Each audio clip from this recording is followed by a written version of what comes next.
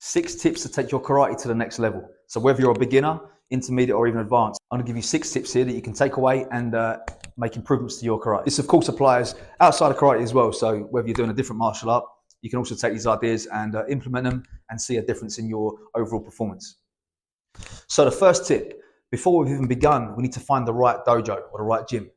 Okay, the most common way of people finding a dojo is they just find the closest one to them and they turn up and join up, and that's it, and they're there. And it's a long-term practice, and you're giving all that time and commitment to a very spur-of-the-moment decision. So make sure you try a few dojos out, do some research, check out the instructor, look at the classes, watch some, have a try of a few different classes, and find the one that fits you best.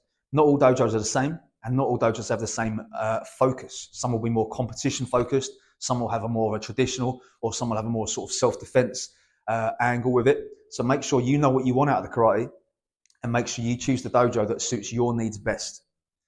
Number 2, make sure you practice away from the dojo. A lot of people train in their clubs once, twice, or 3 times a week maybe.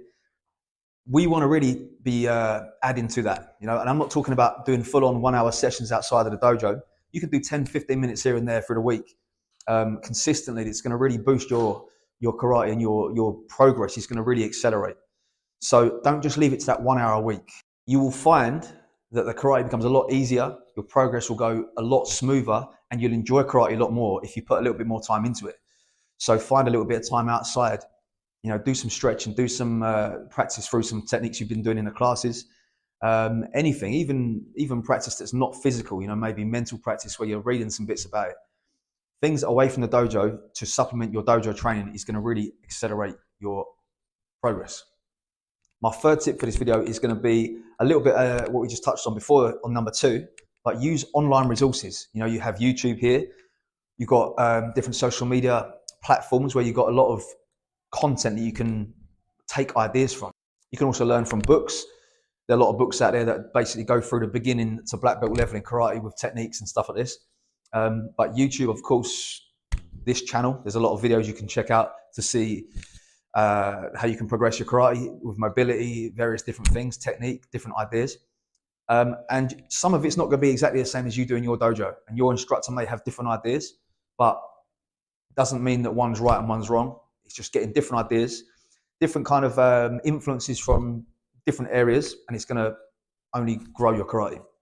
So make sure you use that. We've also got an online platform on Patreon, myself, Nat Hearn and Trevor Hanant, where we're also providing exclusive content. So if you want to join up to that, the link is in the description of this video.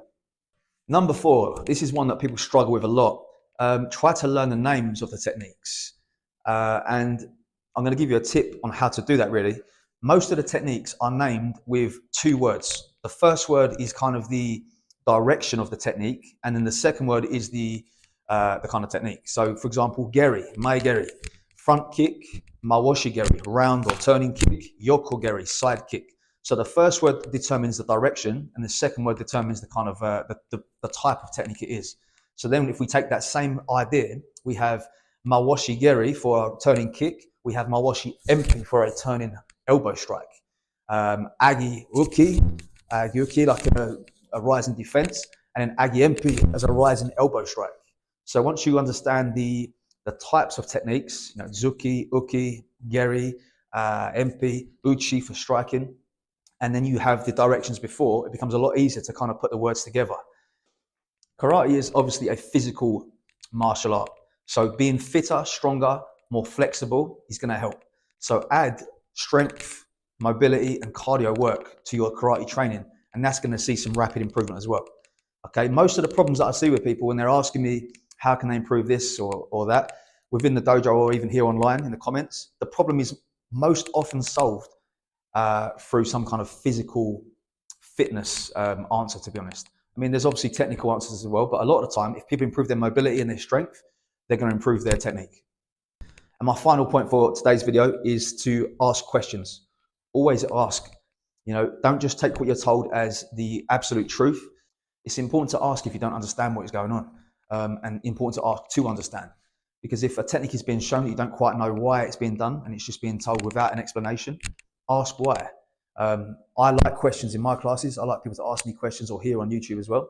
because it makes me think about the technique more and it keeps me more accountable. I have to give things that have a reason. So you have to ask questions, not only asking questions of your instructor, but asking questions of yourself. Why am I doing this? What's the purpose? And is there any better way of doing it?